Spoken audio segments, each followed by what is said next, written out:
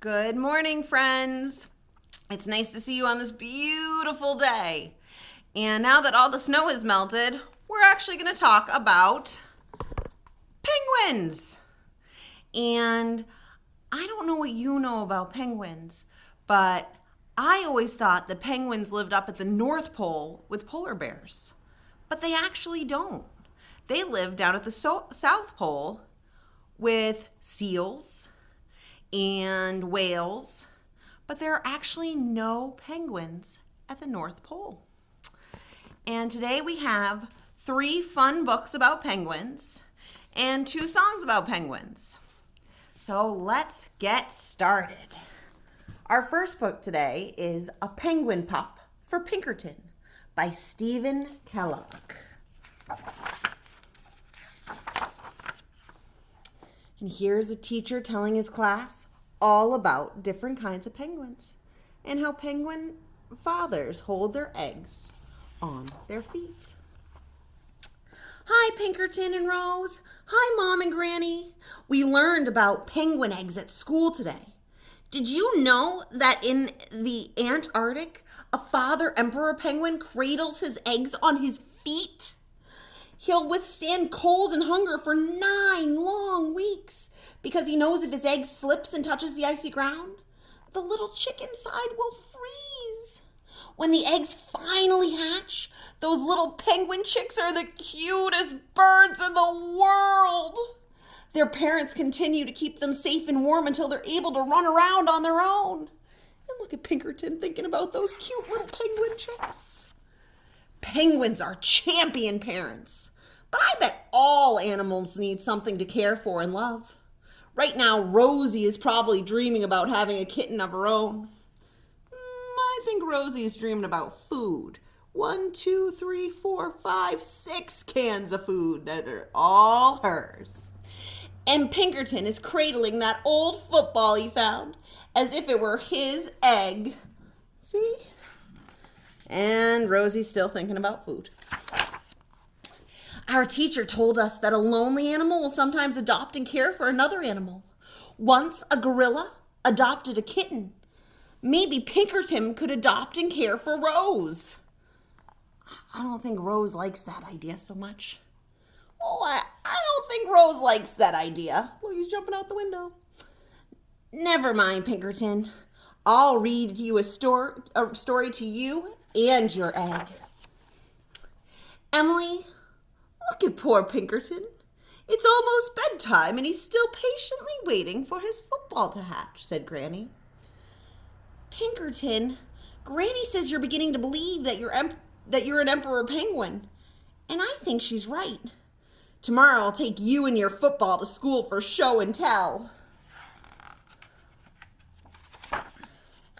Class, we have an interesting visitor this afternoon.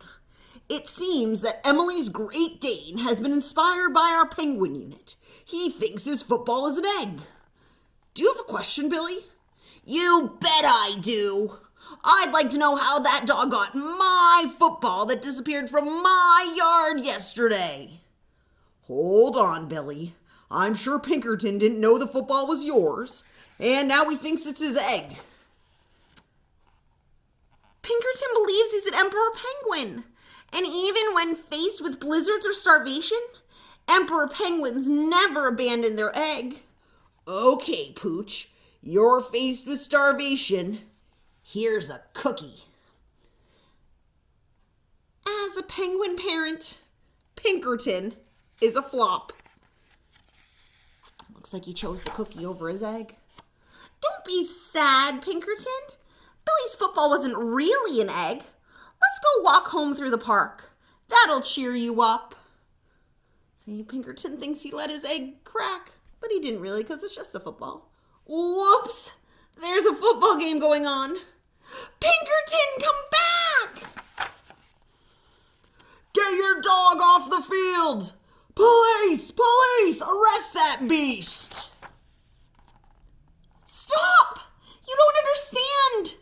Pinkerton thought they were kicking a penguin egg. Ladies and gentlemen, a large dog has entered the game, taking control of the ball and run for a touchdown.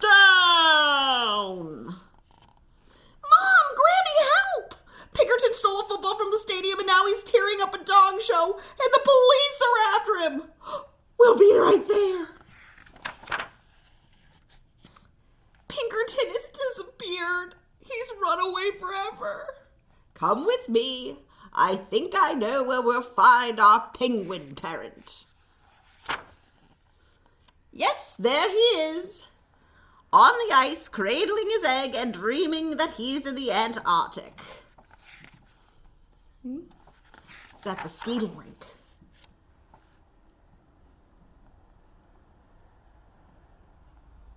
Oh, hello, Pinkerton. Here's a little surprise I've been working on for you. It's just about to hatch. And see, she gives him a special egg. And look, Granny, is it a Pinkerton chick or a penguin pup? 'Cause that doesn't look like a penguin. Penguins don't have big ears, but Pinkerton sure does. It's a baby pinkwin for you and Pinkerton to care for and love. Come on, Pinkerton. Let's take our chick home where he'll be warm and safe.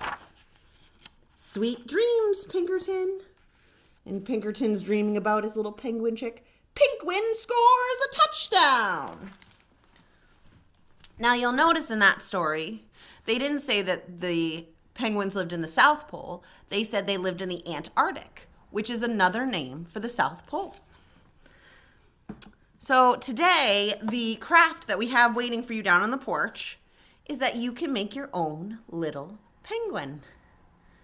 So this is a really easy craft. All you'll need at home is some glue and some scissors. We have everything else in the bag. So you can create your own little penguin. And if you want, maybe you could cut out some white paper and give it little ears, just like Pinkerton's little penguin. So next, we're going to sing a little song. This is called I'm a Little Penguin. I'm a little penguin, black and white, stout and fluffy, what a sight. I can't fly, but I love to swim, so I'll waddle to the water and dive right in. Did you know that about penguins?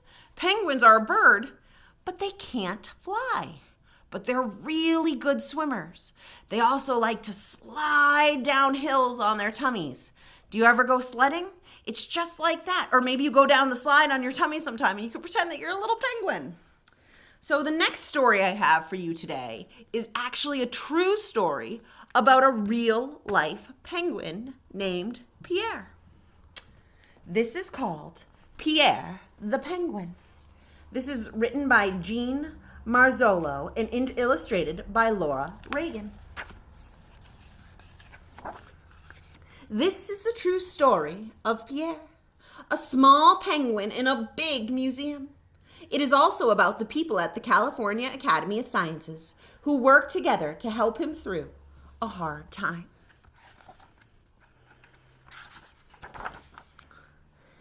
Down at the end of the African Hall, past statues of animals big and small, there's an aquarium wide and tall, with real live penguins, 20 in all. African penguins don't like the ice. For them, a warmer place is nice. Here comes Pam with fish in her pail. The penguins are fed twice a day without fail. Pam enters the tank through the sky-painted wall. A hidden door there leads out to the hall. Some of the penguins look just the same. Wing bands help Pam call the birds by name. One day, aquatic biologist Pam, observing the penguins, saw one in a jam. Gently, gently, she examined Pierre. His feathers were gone. His bottom was bare.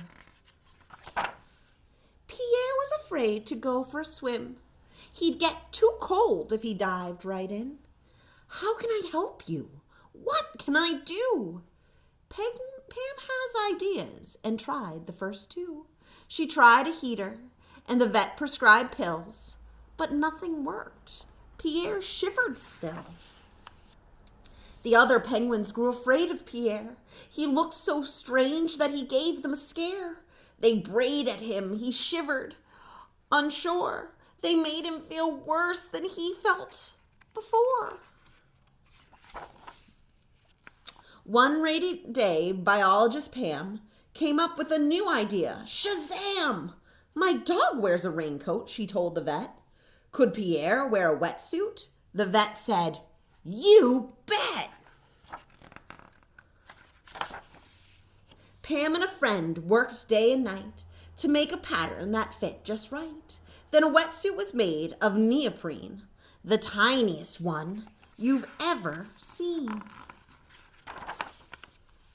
Carefully, Pam put on Pierre a wetsuit a featherless penguin could wear. Standing on a rock in his new wetsuit, Pierre the Penguin looked mighty cute. He felt nice and warm and he wanted to swim. So what did he do? He dived right in. Splash! Whee! Now Pierre stood proud and tall, and nobody brayed at him at all. 6 weeks went by, and then a surprise. Pam could hardly believe her eyes. Not only was Pierre no longer cold, he had no new feathers.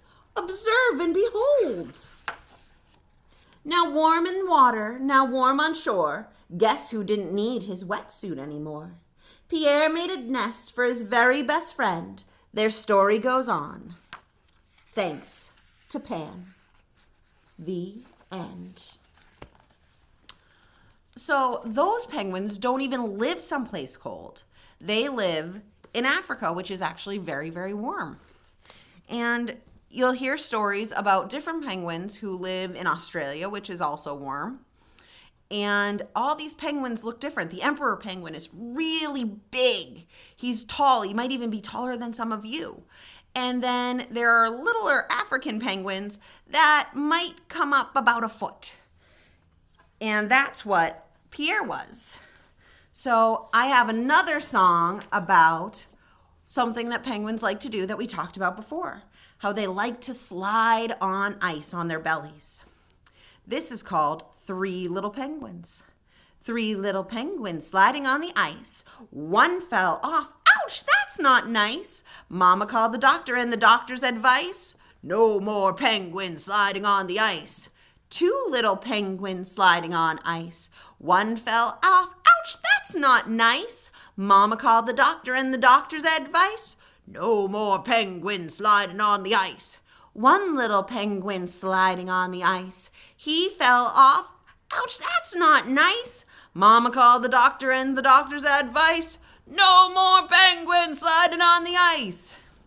Now in real life, that advice would not work for the penguins because they like to slide on the ice and dive into the water so that they can catch fish. This last story we're going to read today is called Lost and Found by Oliver Jeffers. And Oliver Jeffers has a number of stories about these 2 characters, the boy and his penguin. And we have a bunch of them here at the Gill Library. Lost and Found by Oliver Jeffers. Once there was a boy who found a penguin at his door. The boy didn't know where it had come from, but it began to follow him everywhere. The penguin looked sad, and the boy thought it must be lost. So the boy decided to help the penguin find its way home. He checked the Lost and Found office, but no one was missing a penguin. He asked some birds if they knew where the penguin came from, but they ignored him. Some birds are like that. The boy asked his duck, but the duck floated away. He didn't know either. That night, the boy couldn't sleep for disappointment. He wanted to help the penguin, but he wasn't sure how. The next morning, he discovered that penguins come from the South Pole. But how could he get there? He ran down to the harbor and asked a big ship to take them to the South Pole. But his voice was much too small to be heard over the ship's horn. That's a very big boat compared to a very little boy. Together, the boy decided he and the penguin would row to the South Pole. So the boy took his rowboat out and tested it for size and strength. He told stories to the penguin to help pass the time.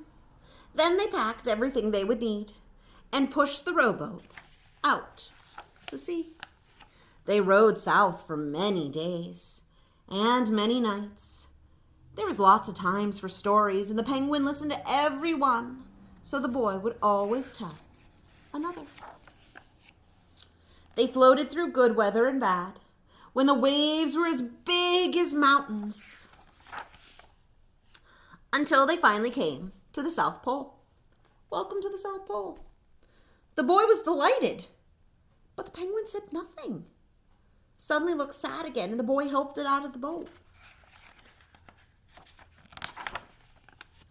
Then the boy said goodbye and floated away. When he looked back, the penguin was still there and looked sadder than ever. It felt strange for the boy to be on his own. There was no point telling stories now because there was no one to listen except the wind and the waves. Instead, he just thought. And he thought. And the more he thought, the more he realized he had made a big mistake. The penguin hadn't been lost. It had been lonely. Quickly, he turned the boat around and rowed back to the South Pole as fast as he could. At last, he reached the South Pole again, but where was the penguin? The boy searched and searched, but he was nowhere to be found. Here goes the boy this way around the iceberg, and here comes the penguin the other way around the iceberg. Sadly, the boy set off for home. But then the boy saw something in the water ahead of him. Closer and closer he got until he could see the penguin. And they gave each other big hugs. And so the boy and his friend went home together, talking of wonderful things all the way. So that is our last penguin story for today. But we have lots and lots of penguin stories here at the library.